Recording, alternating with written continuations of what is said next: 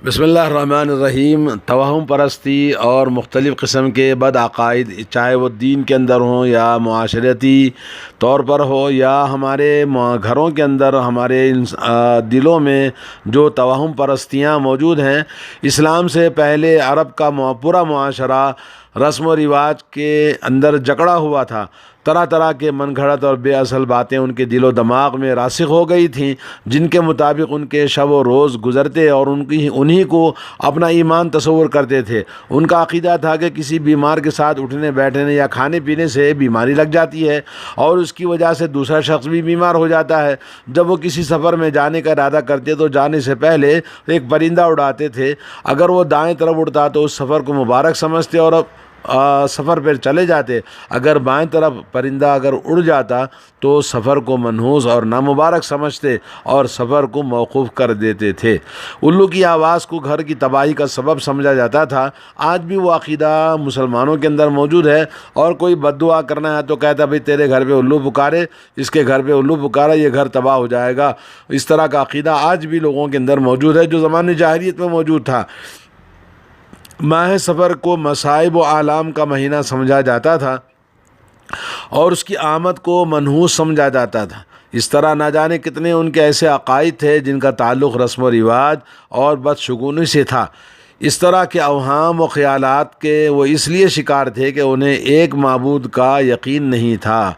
ان کے پاس کوئی عبادت کے لائق اللہ عز و جل کی شان کی جو عبادت اور اس کی عظمت و ہیبت اور اس کے صفات کے قائل نہیں تھے، اور انہی عقائد اور فرسودہ خیالات پر انہوں نے اپنے آبا و اجداد کو پایا تھا۔ میراث میں ملی ہوئی ان چیزوں پر اتنا یقین تھا کہ ان کے خلاف دوسری باتیں سننے کو گوارا نہیں کرتے تھے۔ جیسے آج لوگوں کا حال وہی ہے، جب ان سے کہا جاتا ہے کہ یہ بد عقائد اور یہ رسم و رواج، توہم پرستی اسلام نہیں ہے، تو لوگ ماننے کے لیے تیار نہیں ہیں۔ کہیں گے جی ہمارے باپ داداؤں سے یہ چیز چلی آ رہی ہے، بزرگوں سے چلی آ رہی ہے۔ اس طرح کی باتیں آج بھی لوگ کہتے ہیں۔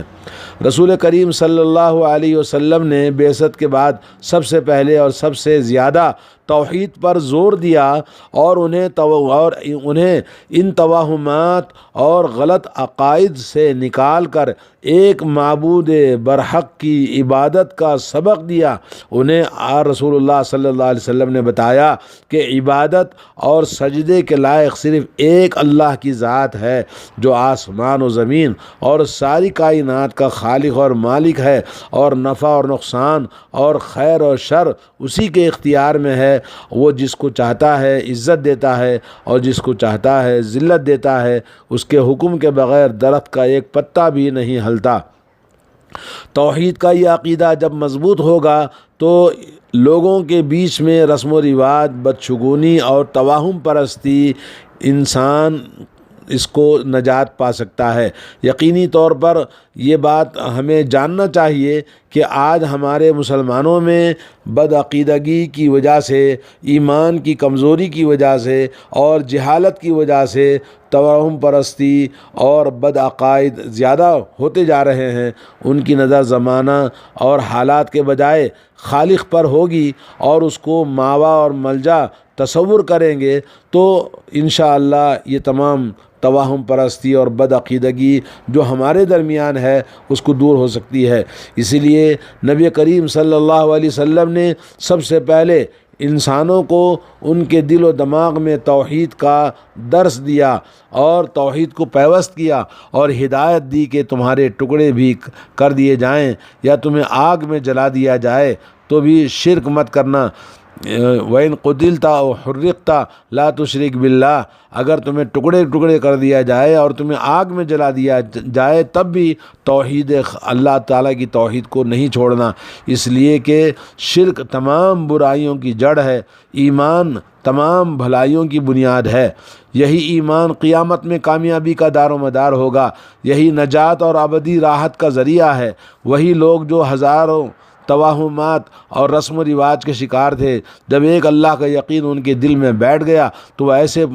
پکے موحد بنے کہ زندگی کے کسی موڑ پر غیر اللہ کا تصور نہیں آیا۔ ان کی جانیں چلی گئیں، مصائب و آلام کی بھٹیوں میں جھونکے گئے، لیکن کبھی شرک کی طرف پلٹ کر نہیں دیکھا۔ آخری سانس تک احد احد کا نعرہ لگاتے رہے اور توحید پر اپنی جانوں کو قربان کر دیا۔ آج کے معاشرے میں توہمات اور ہندوانہ رسم و رواج کی جڑیں اتنی مضبوط ہوتی جا رہی ہیں کہ سفر کے مہینے میں شادی اور دیگر تقریبات کا انعقاد اس لیے نہیں کیا جاتا کہ یہ مہینہ نحوست والا اور نامبارک ہے،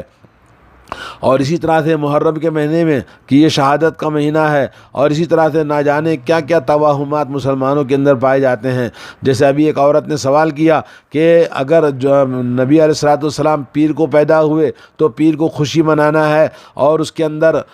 9 ربیع الاول کو مٹھائیاں تقسیم کرنا ہے، یہ عقیدہ رکھا ہے۔ اور اس طرح سے کچھ لوگ کہہ رہے ہیں کہ 12 وفات کو رسول اللہ صلی اللہ علیہ وسلم کی یوم ولادت ہے تو اس میں یہ کرنا ہے تو وہ کرنا ہے، تو اس میں روزہ رکھنا ہے۔ اگر جمعرات کے دن آتا ہے تو روزہ نہیں رکھنا چاہیے کیونکہ وہ عید میلاد ہے تو عید کا دن ہے۔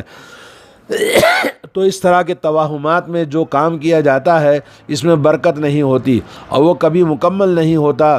اور اس ماہ میں مصائب و آلام کا نزول ہوتا ہے۔ جو عقیدہ ہے کہ فلاں محرم کے مہینے میں یا سفر کے مہینے میں خاص طور پر سفر کے مہینے میں تیرہ تیزی جسے کہتے ہیں، سفر کی شب میں کثرت سے مصیبتیں نازل ہوتی ہیں جس کو لوگ 13 تیزی کا نام دیا جاتا ہے۔ مختلف علاقوں میں ماہ سفر کے تعلق سے مختلف خیالات پائے جاتے ہیں۔ اسی طرح اللہ تعالیٰ کے بنائے ہوئے اس مہینے کو بابرکت والا مہینہ تصور کیا جاتا ہے، جبکہ کوئی مہینہ، کوئی دن اور کوئی لمحہ منحوس اور نامبارک دنیا میں ہے ہی نہیں، اس لیے کہ اللہ کا پیدا کیا ہوا ہے، اور اس کی مخلوقات میں سے کسی کو منحوس بتانا اللہ کی تخلیق میں عیب لگانا ہے جو ایمان کے خلاف ہے۔ ایمان میں جب اضمحلال پیدا ہو جاتا ہے اور جہالت بڑھ جاتی ہے تو اس طرح کے برے خیالات دل و دماغ میں پیدا ہوتے ہیں، جیسا کہ آج مسلمانوں کا وتیرہ ہے۔ شیطان کو بہکانے کا موقع ملتا ہے۔ اسی ایمان کی کمزوری کا نتیجہ ہے کہ اس کے علاوہ ہمارے معاشرہ مختلف توہمات میں جکڑا ہوا ہے۔ شادی بیاہ کے موقع پر ہندوانہ رسم و رواج کے مطابق وہ دن اچھا ہے، یہ دن اچھا ہے، یہ تاریخ اچھی ہے، وہ تاریخ اچھی ہے، یا گھر بنانے کے لیے، نوکری کے لیے، فلاں چیز کے لیے، رشتہ کرنے کے لیے، بیٹی کا منگنا کرنے کے لیے مختلف لوگ اسی طرح ہندوانہ رسم و رواج اور ہندوانہ عقائد کی پیروی کرتے ہیں۔ اگر کوئی نئی دلہن گھر میں آئے اور نوشتہ تقدیر کے مطابق گھر میں کسی کا انتقال ہو جائے، تو کوئی بیمار ہو جائے یا کاروبار میں بڑا نقصان ہو تو اس لڑکی کو منحوس تصور کیا جاتا ہے، اور اچھے دیندار سمجھنے والے گھرانے میں بھی ایسی لڑکیوں کے وجود کو بوجھ تصور کیا جاتا ہے، اور بسا اوقات طلاق کی نوبت آ جاتی ہے۔ اگر خدا نہ خواستہ اس کے شوہر ہی کا انتقال ہو گیا تو دوبارہ اس کی شادی کہیں ہونا مشکل ہو جاتا ہے، کیونکہ یہ شادی کے بعد فوراً اس کے شوہر کو کھا گئی، اور بچہ پیدا ہوا اس کے بعد اس کا شوہر مر گیا تو کہیں گے یہ باپ کو کھا گیا۔ اور تصور یہ کیا جاتا ہے کہ جس گھر میں بھی جاتی ہے موت کا پیغام لے کر جاتی ہے، اس لیے اس کو دوبارہ کوئی رشتہ کرنے کے لیے تیار نہیں ہوگا۔ اگر کسی نئے مکان کی تعمیر کی جائے اور اس میں کوئی بیمار ہو جائے یا کسی کی موت واقع ہو جائے تو یہاں بھی سمجھا جاتا ہے کہ یہ مکان منحوس ہے، نامبارک ہے، کہ جب سے اس گھر میں آئے ہیں ہمیں پریشانیاں، بیماریاں اور مصیبتیں ہو رہی ہیں، اور اسی پر شیطان اور جن کا سایہ ہے۔ اس جگہ رہائش اختیار کرنا کسی طرح مناسب نہیں، چنانچہ اس کو بیچ دیا جاتا ہے اور توہم پرستی اور دوسری جگہ منتقل ہونے پر مجبور کر دیتی ہے۔ کس طرح سے لوگوں کا حال بدحال ہوتا جا رہا ہے، کس طرح اور کسی طرح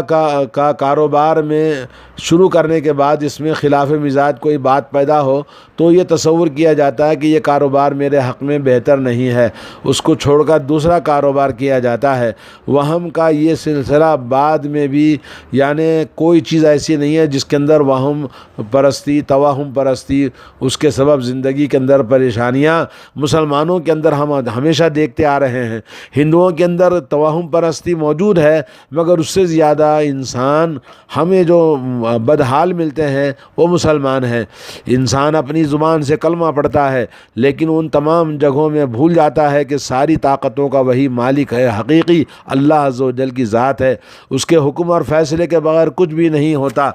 موت و حیات، نفع و نقصان، خوشی اور غم کا وہی مالک حقیقی ہے۔ الو میں کیا طاقت ہے کہ وہ کسی کو فقیر اور محتاج بنا دے، اور ہما پرندہ کسی کو بادشاہی اور خوشحالی کیسے عطا کر سکتا ہے؟ اور گھر اور مکان، زمین و جائیداد اور تجارت و کاروبار میں برکت اور رحمت اللہ کی طرف سے اترتی ہے۔ اسی کی رضا پر تمام برکتیں اور خوشیاں اللہ تعالیٰ کے رحمت پر منحصر ہیں۔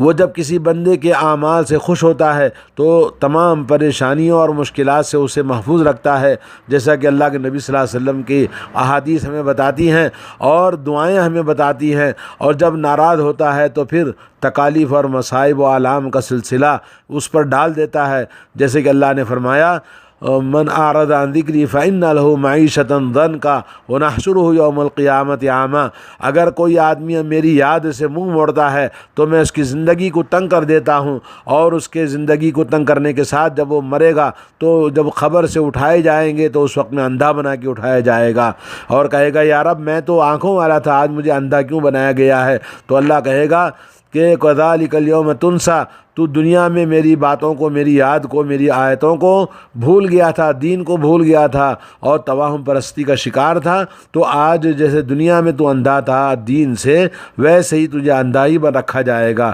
جس کو بند کرنے کی ساری تدبیریں انسان کی ناکام ہو جاتی ہیں، اور جب انسان گمراہی میں، ان توہم پرستی میں مبتلا ہو جاتا ہے۔ اللہ تعالیٰ کا ارشاد ہے، رہی موت تو جہاں بھی تم ہو بہرحال تمہیں آ کر رہے گی، خواہ تم کیسی ہی مضبوط عمارتوں میں، برجوں کے اندر ہو، اگر انہیں کوئی فائدہ پہنچتا ہے تو کہتے ہیں کہ یہ اللہ کی طرف سے ہے، اور اگر کوئی نقصان پہنچتا ہے تو کہتے ہیں یہ تمہاری بدولت ہے۔ کہو سب کچھ اللہ ہی کی طرف سے ہے، آخر ان لوگوں کو کیا ہو گیا ہے کہ کوئی بات ان کی سمجھ میں نہیں آتی۔ سورہ نساء آیت نمبر 78۔ حدیث قدسی میں ہے، اللہ تعالیٰ فرماتے ہیں کہ انسان زمانے کو برا بھلا کہتا ہے، مجھے تکلیف دیتا ہے، حالانکہ زمانہ اور شب و روز کے تمام گردشیں میرے اختیار میں ہیں، میں جسے چاہتا ہوں ویسے ہی کرتا ہوں۔ صحیح بخاری۔ اور اس کے بعد دوستو ہمیں یہ بات سمجھنا ہے کہ ایک مسلمان کو چاہیے کہ زمانہ اور زمانے کی گردش اور اس کے گرد و پیش برا اور بھلا کہنے کے بجائے اپنے رب سے تعلق کو استوار کرے اور اپنے اعمال کا جائزہ لے کر اس کی اصلاح کرے، اپنے عقائد کی، اپنے ایمان کی، اپنے معاشرے کی، اور اپنے گھر کی، اور اپنے دین کی، اور اپنے اعمال کی۔ اللہ کی قدرت کے بجائے ادھر ادھر توجہ لے جانا اور اس کو مؤثر بنانا ایمان کی کمزوری اور ایمان کی بربادی کی علامت ہے۔ بڑے افسوس کی بات ہے کہ آج کل مسلمانوں کے دلوں میں شرک کی سنگینی ختم ہوتی جا رہی ہے۔ یہی وجہ ہے کہ جن اسکولوں میں یوگا اور سوریہ نمسکار کرایا جاتا ہے اور جہاں وندے ماترم پڑھانا لازم قرار دیا گیا ہے، اور جن کا نصاب مشرکانہ ہے، اور موجودہ دور کی بی جے پی حکومت نے جو اپنی تعلیمی نظام اور سسٹم کو چینج کر کے اسلام کے خلاف، مسلمانوں کے خلاف زہر اگلنے والے بہت سارے مضامین جو بچوں کی چھوٹی کتابوں سے لے کر آخر تک جو بدلنے کی ناکام اور کوشش کی جا جا رہی ہے، تو مسلمانوں کو ان سے آگاہ ہونا چاہیے۔ ان میں اپنے بچوں کو داخلہ دے کر ان کے عقائد کو شروع سے ہی بگاڑنے کا گویا انتظام کرتے ہیں۔ دشمنان اسلام کے زیر انتظام چلنے والے ایسے اداروں میں بچوں کے لیے مستقبل تلاش کرتے ہیں، اور ان مشرکانہ چیزوں کو یہ کہہ کر نظر انداز کر دیا جاتا ہے کہ روشن مستقبل کے لیے سب کچھ برداشت کرنا ہوگا۔ انہیں کیا معلوم کہ وہ شرک کے تعلیم دینے والے اور یہ زندگیوں کو برباد کرنے والے ان کی زندگی اور خود اپنی زندگیوں کو تباہ کر رہے ہیں۔ ایک مسلمان پر فرض ہے کہ اپنی اولاد کو توحید کی تعلیم اچھی طرح دے، اور تمام مشرکانہ عقائد ان کے اچھی طرح سے ان کو سمجھائے کہ شرک کیا چیز ہے، اور شرک کے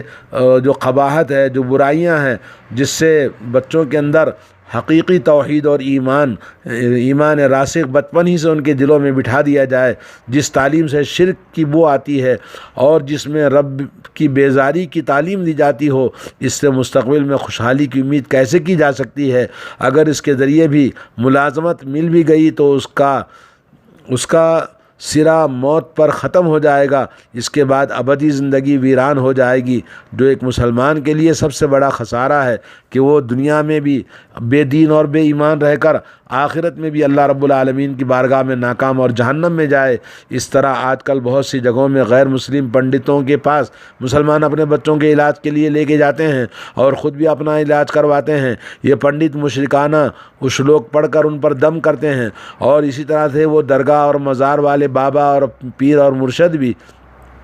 اور انہی مشرکانہ کام کرنے کی ترغیب دیتے ہیں۔ علاج کے لیے ایک مسلمان سب کچھ کرنے تیار ہو جاتا ہے، کیا قرآن و حدیث کے بعد بھی ہمیں کسی پنڈت کے اشلوک یا کسی پیر اور کسی مرشد اور فقیر کی ضرورت ہے؟ کیا اس بات کی علامت نہیں کہ ہمارے دلوں سے شرک کی سنگینی ختم ہوتی جا رہی ہے؟ ہمارے معاشرے میں جتنے بھی رسم و رواج اور توہمات ہیں، ان میں غور کریں تو معلوم ہوگا کہ یہ سب ایمان کی کمزوری کا نتیجہ اور جہالت کا نتیجہ ہے۔ اگر ہم چاہتے ہیں کہ دنیا اور آخرت میں دونوں جگہ پہ خوشحال رہیں، ہمارے گھروں میں رحمتیں اور برکتیں نازل ہوں، اور ہماری جو زندگی کے مصائب اور مشکلات اور یہ کورونا کی وجہ سے آسمانی بلائیں اور مصیبتیں، ان تمام سے محفوظ رہنا چاہتے ہیں تو اللہ تعالیٰ سے اپنا تعلق مضبوط کریں اور اس کے ہر فیصلے پر سر تسلیم خم کریں، اور اس کے بغیر دنیا کی کوئی طاقت مصائب و آلام سے ہمیں نجات نہیں دے سکتی۔ اللہ تعالیٰ ہم سب کو توفیق اور ہدایت نصیب فرمائے، اور اللہ رب العالمین ہمیں توحید اور ایمان اور عقیدہ خالص